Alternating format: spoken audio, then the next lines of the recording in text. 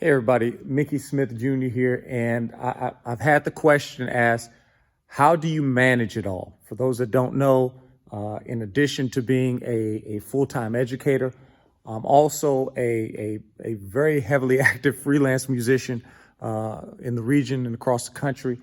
In addition to that, I run a nonprofit called Music Makers to You, where we benefit young people with instruments, all the while still staying plugged into my mission and my passion, and that is empowering and educating and elevating both educators and students across our country, changing the lives of educators everywhere, students everywhere, with this powerful program I call Sound 180.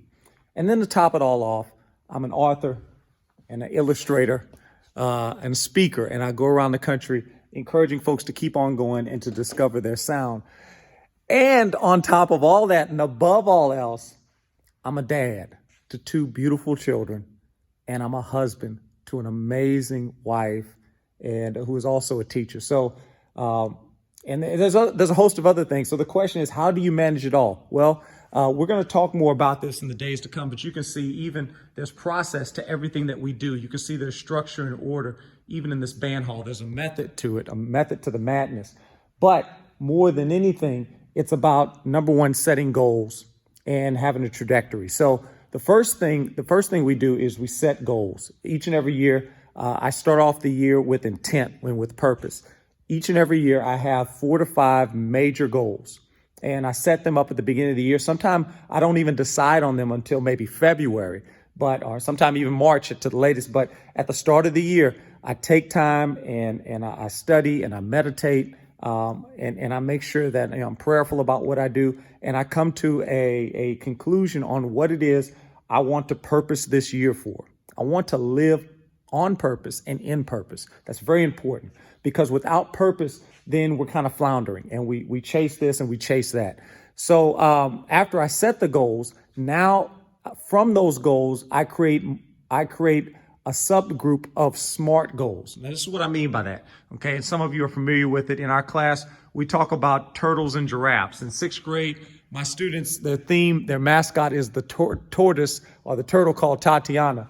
And by the time they get to 8th graders, they're a giraffe. And we'll get into that more, but it's all about perspective. A giraffe's perspective is incredibly higher than that of a turtle. Doesn't make it better than a turtle, but they can definitely see and understand things that a turtle can't, just because the turtle lacks perspective. So with our 8th graders, we modeled this year, we studied it, how to make SMART goals.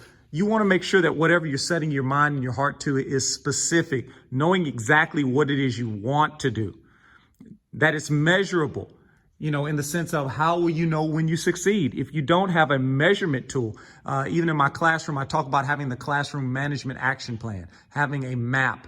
Now, a map allows us to measure something so we can get to a predetermined destination, a specific destination. Measurement, actionable. Is this actual? Can we do this? Is it realistic, right? That's going to be the next one. So when we say actionable, what steps will you take to reach the goal? If this goal does not have any steps, or the steps can't be taken, if it's not actionable, then it's not a worthwhile goal. Is it realistic? Is it possible? Why do you want to reach it? These are questions. Why? In the notebook, my man was like, why? He was trying to get her to think, what do you want? What do you want? When you can come to a realization of that, it's powerful. And then finally, timely, which kind of ties into measurable, but this is specifically to time. Not so much how will you succeed, but when will you succeed? Okay, setting a timeline for it. And that's important too, because if we don't set a definitive, point of goal or success, then again, we tend to flounder on it, and we never really reach that point that we hope to reach. So I'm going to take you to this, guys. We've already talked about having the goals for the year, right? I always like to start from macro to micro. After we set the goals, then it's, okay, how do we go about our day-to-day activities, okay? So I'm going to take you through my process. A lot of times people have a planner, but they don't really know what to do with it. And I'm not saying I'm the authority on it, but I'm definitely going to share with you my process. The planner does not make you a planner. Let's go ahead and say that first, okay? So I just took you from my big goals that I generally post in my home somewhere. Some people might call it a vision board. I think it's important that you place those goals in a highly visible place. and set them large. I go to Kinko's, I go to FedEx, I go to some print shop, and I set them in large scale so that they become a monument, something that I can actionably see and something that speaks significance. Now, what I don't do is I never put anything directly into my phone, because if it goes in my phone, it's going to be lost. So the first thing I do is I get a little planner. It doesn't have to be huge, okay? I open up the planner. We'll just take a look at this. This is my life, okay? So my life's pretty busy. As you can see, I like to start with the month, okay? And the reason I do that is if I'm trying to do so much that I can't fit it in small writing in this little box, then it's too much, okay? So many times we take on things and we don't get them done. I like starting with this point. Some people like starting with the macro, the bigger stuff. I like starting here. And I write small, but I don't write so small that I end up putting too much, that I over budget. So you want to treat time the way we treat money. We want to budget the time. So what I do is I write down those things that I want to see done in a day. And then once I do that, I'm just putting titles. Like, for example, right here, it says club picture, it says Molly. There's one of my former students, she was substituting for me. There's some things I had to do around lunch that time. Also, I had to make sure it was done at lunch. Then also I had honor band, right? I was conducting an honor band right there, right? So we got those things right there. So then I open it up. I don't even know what that day is looking like. Bam, there we go. Now I've taken the 17th and I've blocked out what it is I want to do precept by precept, right? So I've taken those general terms, like honor band was basically the main thing I had right there. Now from honor band, you can see that I have almost step-by-step process of what the honor band looks like. 9 to 11:30 rehearsal, 11:30 to 1 lunch, 1 p.m. to 4 p.m. rehearsal. I have where it's going to be at, right? I have who I'm working with. I also have that in my absence, in working with this group out of town, I wanted to make sure that I left word with my substitute that I was going to be at honor band, that there were going to be club pictures, that some students were going to be out on honor band too, as well as myself. I was conducting and my students were participating in honor band, that our assistant, Mr. Cook, was not going to be there that day, right? And then I also put out the schedule for that honor band too. So I could have never squeezed all of this on that smaller calendar in conjunction with the other things, okay? So again, this is general. This is a little bit more specific, okay? Right?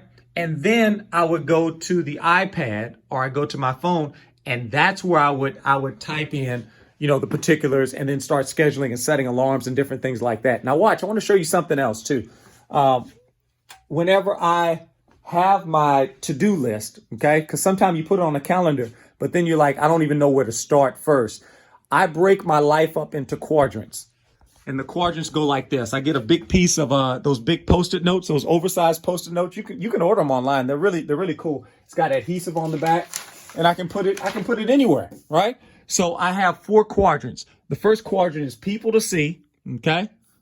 And then things to do, then professional and personal, right? So it's pretty self-explanatory, as you can see. So people to see. And as I get these things done, I check it off, right? But the cool thing is this: how many times have you done a ton of stuff in your life and you feel like, man, I don't feel like I got anything accomplished? There's something so powerful about having the visual where you can see progress is being made. Look at this right here. I'm getting a lot of stuff done to the point that where if I didn't create this monument that shows me that I am getting things accomplished, I would feel kind of beat down and trodden. But I'm going to be honest, by the end of this week, I should have everything done. Another powerful tool that I use this for is it's called in remembrance. I guess you can call it in memoriam. Remembrance, excuse me. I set up a checklist of all the things I do each at the start of the year. And I'm going to share a lot of this with you if you're on my Sound 180 platform. I share a lot of this. These are the things that I do in my band hall. For example, to start the school year off, I know I need to pick up folders. I need to know I need to get a band hall, a band handbook, summer repairs, fundraising request form, change form, beginning of the year POs, There's a series of training videos I have to do: bully training, ethics coaches, bloodborne pathogens, CPR, bus training, first day script and PowerPoints. I need to have that ready to go. SLT, student learning targets, DCA, district common assessment, PGPs, professional growth plans, ABCs, got to get the grades in there. First day's test. I have a test that I give the students. It's in 3 parts. I set all the school year dates. I pick up the music for the year, email dates for administrators, check our remedial tutorial intervention program, RTIs, 504 check list and reviews, confirm PLC and duty, which is professional learning communities that were part of our vertical teaming, and my duties. Call parents, make those positive parent contacts. Charms, which is the digital system that we use to contact parents, and it's our virtual office, if you will. Get that input 401 sheets, do the star charts, which I'm going to show you guys more of later. Attendance binder, create that. Goal poster for the 8th grade, pencil bucket with that's huge. We keep pencils so kids don't have to ask for them. Method book, get all those together, do the inventory, get our mascot, Tatiana the turtle, and then our PBIS checklist that we turn in at the beginning of the year, showing that we've covered everything with the students. So each and every year, even though I have that checklist on a little form for me, I also every year I set up that type of paper, and I will go through and write down all the things that I have to do, and I will add new things because new years bring new challenges, right? New opportunities, new responsibilities, and I'll write those new things down so that the document that I have on my computer is a living, breathing document. And I like the oversized poster board because it's slapping me in the face figuratively, and it puts me in a situation where I can't forget it. Now, there is one more thing I want to show you. We showed you how to think out big picture, okay, for the year, and then once you have those goals, then now everything that you do in your life should be serving those big macro goals. Okay. Now you still got to go to work, still got to eat, you still got to do your basic things, but you're always cognizant of those big goals. Then when we do the month, remember I talked about it. We do the month, guys. Okay. I'm just kind of reviewing here. We do the month. Okay. Then from the month, we go to the daily, the weekly, right? So you can see we got the week set up. It got kind of empty there. That's when I went to the Grammys. Life got crazy. But you can see even leading up to that, we take those things we had in the month, we put them in the weekly, and then we put it daily. And this is a big dry erase board I had put up in my office. And I simply just have painter's tape that I used right here, and I marked it off. And the whole concept, I saw a professor present this where he took some like mayonnaise jars, or he took some bottles, and he put golf balls in there, and he challenged people to put, I don't know, maybe a half pound more of content in there. And the people were like, we can't stuff anything more in there because you filled the bottle with golf balls all the way up to the brim of the bottle. And then he did something I thought was so powerful. He then got sand and he poured sand in it. And he ended up doing more than a half pound. He put like an entire pound of sand in there.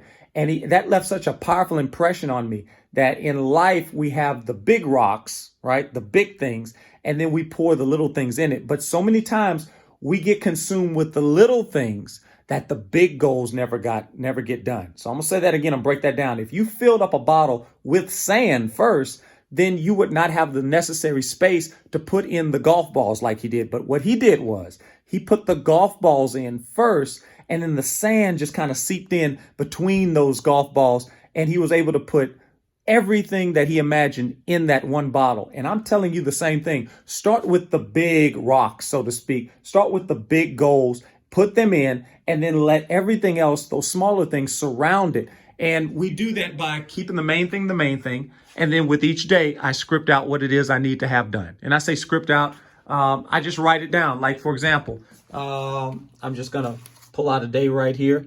For example, if right here it says it was in service. That's a terrible day. Okay, here we go. Pre-festival clinic. Okay, so right there I got 8th graders. I would put all these times on this board right here. So when I walk into the room, I'm not scurrying trying to find it on a little calendar, but I got it looking me right in the face, right? And I know that whatever's on this board, I need to get done first. Now I can add other things to it, but the thing that gets precedent is the thing I put up there first. And a lot of times I'll color code it. Like, for example, I might put the black I might put it in black for things I need to do. And then red would be the ancillary, this extra stuff. And that red tells me that, hey, that is something great to do, but we got to keep the main thing the main thing. And we do that each day. And if I don't get to something, I don't scratch it off.